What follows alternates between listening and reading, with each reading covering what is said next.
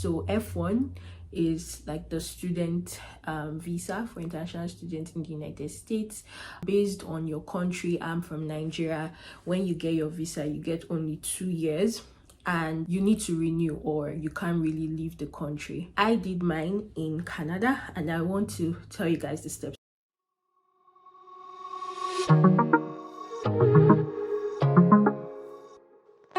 Hello guys, welcome back to my channel. If this is your first time here, my name is Rarsa Maraibi.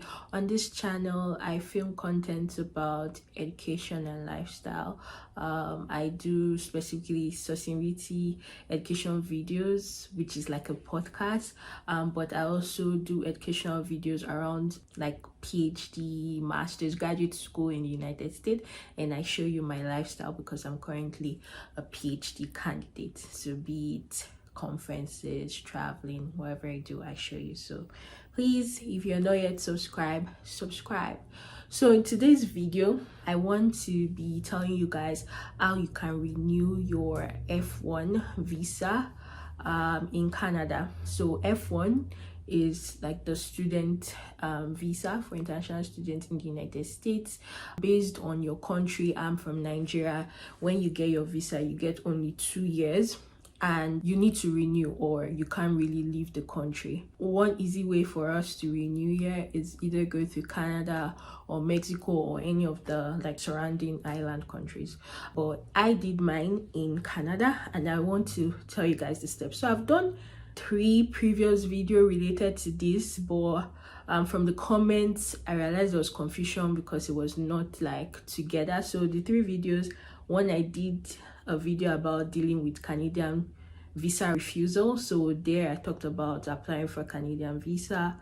I did another where I talked about re-entering the United States with an expired F1 visa. So this was when I was not renewing my visa, but I was traveling to Canada. So how do you travel back and forth from Canada to the United States, or even Mexico to the United States, without renewing your visa, like with an expired visa? So that I talked about. Then the 3rd video was US F1 student while I was traveling from Florida down to Calgary to renew my visa. So from the comments I saw people were really confused about like these steps. So yeah, I just want to break it down. All links to those previous videos will be in the description box, and every relevant link that I'm going to be talking about in this video, you can find it in the description also. Yeah, so to renew your visa in Canada, you have to get a visiting visa to Canada, because you can't enter Canada without a visiting visa, right? So that's the first thing you need to do. You need to apply for a visiting visa to Canada. And so I'm going to be leaving the exact link that you're meant to go to apply for that visa. And like I said, I made a video previously of all the details regarding applying for a visiting visa to Canada, so you guys can refer to that. So when you've done this application and you now know that yeah, I can enter Canada, then you want to apply for your F1 visa. So renewing is just like applying for the first time. The first thing you need to do is actually go to the online non-immigrant application site to get your DS 160. So that site, like I said, will be down, but specifically ceac.state.gov/Geneve. So exact link will be down there. You go there, you apply for your DS 160, put in all your details and get it at the end of the day. And so when you get that DS 160, then you now want to set an appointment in Canada. So you want to set an appointment in a visa office, US embassy in Canada. So based on where you want to go, like throughout Canada, you can set your appointments in any of like the cities or provinces.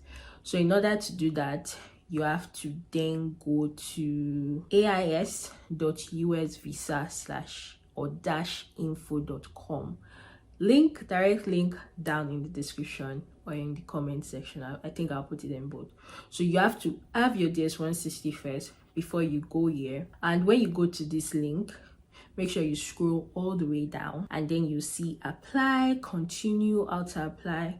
Of course, you can read the how to apply, but if this is your first time, yeah, you can read the how to apply, then go to apply, and there you create your account, fill in the details, ask for your DS-160, do all those stuff, and then it comes to the place where you have to pay your visa fee.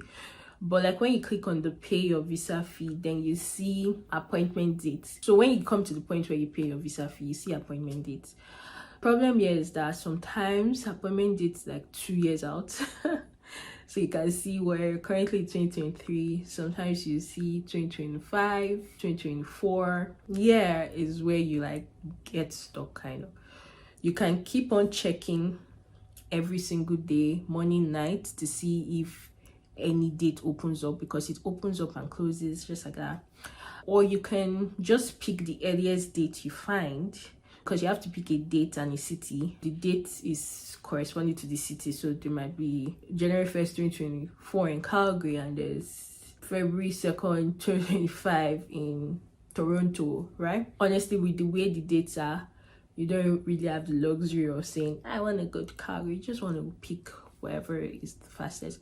So you can either just keep on checking day and night to see if any reasonable date comes up, or you can pick the earliest that you're seeing there, and you can always reschedule. You get, so you can always reschedule if there's an earlier one that comes up.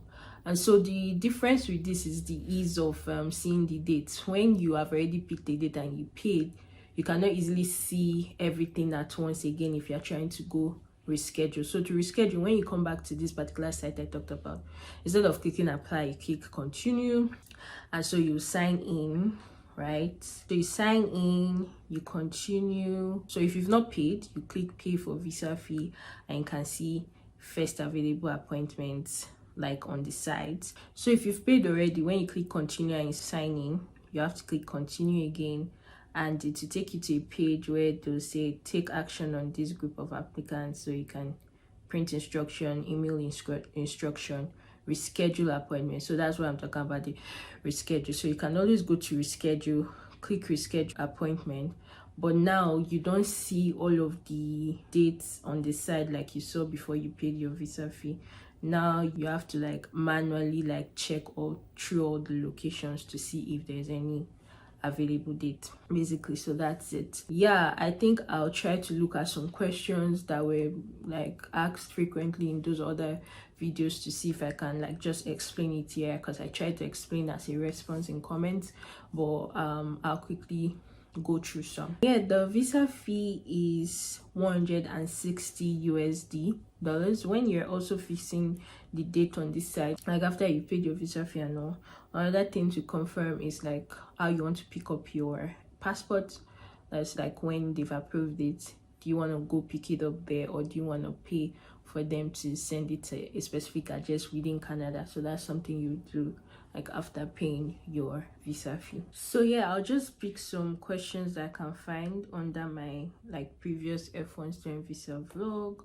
So someone asks, when did you book the appointment versus the scheduled date for it? For me, I booked my appointment like 1 year prior to when I actually went to Canada to renew. In between, I traveled back and forth to Canada without renewing my visa, and so I was able to like enter back into the United States with the revalidation method, where you stay less than 30 days. As long as your I-20 is signed and you're in status, you can go back and forth to Canada with an expired visa. So this person asked, did you have a visa for Canada already? What was required at the point of entering Canada and returning to the US? Yes, I did have a visa. Like I said, the link to apply for a visiting visa to Canada is below, and you can watch the previous video I did where I talked about facing Canada visa rejection and bouncing back from that. Did you have to stay in Canada until it was approved? Yes, you're stuck in Canada till your visa, like your F1 visa, is approved, because they are with your passport, so you do not have a travel document. You can't travel anywhere. So when you go and renew your visa, you have to wait in Canada till it's ready for pickup, or till they send it to you before you can go back. I know someone asked like what happens if they reject it, and like I don't know, because if they reject it, it means you need to reapply, because you need a visa to come back. If you've applied for renewal of visa and it's rejected, that revalidation doesn't work for you. You actually cannot come back into the United States with a rejected visa. Expired visa, yes, but not rejected. So you have to reapply based on your status in Canada. It's a very messy situation. So my advice is, before going to renew your visa, make sure that you're in order. Your status is good. You have all your documents, which I listed in all of those videos. You can even take extra documents that are not asked for. So extra documents like letter from your professor, letter from your department, letter from your international services. Just make sure that everything is covered, that you're actually not going there to be rejected. Okay, if you watch my vlog, you see that they really did not ask me any question, because I'm like, I'm a PhD student, I'm just renewing my visa to go back. Yeah, but even as they didn't ask me a lot of questions, I was with more than like needed documents. I think I got a letter from my department, either for F1 or for Canada. So there's nothing bad in just carrying extra documents. Okay, did you get a new signed I-20 from your uni before leaving the US? So no. So at that point, I think I went this year February. I had my I-20 signed last year May, because I was starting an internship. So I didn't need to get another I-20 because there was a new signature on my I-20 that was expiring May this year. The only time you need a new I-20 is when the signature on your I-20 has expired. So by expired, the signature on your I-20 is meant to be within 1 year.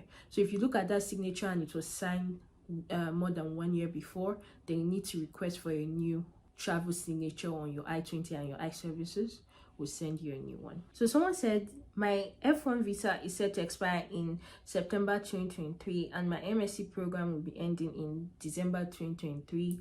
What do you think about me renewing my F1 visa in Canada before it expires in September?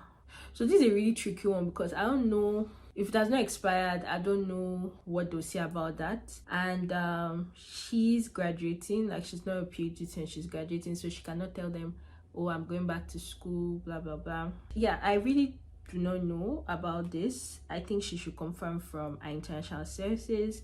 For MSc programs and all, if you're already graduating, I would suggest that you just wait to get your OPT, at least like an offer letter, so that if you're going to renew, then you have a good reason to tell them that based on your educational allowance, you have to work, and this is the offer letter from the company you'll be working with. That's what I really advise for people in that situation. Okay, yeah, so I don't want this video to be too long. I hope you just get the gist. It's literally get your Canadian visa, apply for DS-160, that's your online US application, then go set a date. I think someone in one of the videos asked, which should they do first? This is the order in which I did it, but knowing that the time for getting US visa now is really wide, like in 1 year, in 2 years, you can decide to start with just like going to find a date, or start finding a date. So you can start by applying for your DS-160, then going to get a date, right? So that you can start like going back and forth with the dates. Then you can apply for your Canadian visa, because Canadian visa sometimes can come in 2 months, or sometimes can come in 5 months. And I think what I told that person is, it doesn't really matter, because for example, if you can get that early date and for some reason your Canadian visa doesn't come before that date that you have gotten, you can always reschedule that date. So you can do it whichever way will optimize your time in getting like dates faster. I hope this was helpful. I hope I didn't confuse you more. Please leave your questions in the comments, and let me know what other video you want me to do relating to visas and relating to graduate school, scholarships, fellowships. Whatever question you want to ask me, I'm happy to answer. Okay, see you guys in my next video. Bye.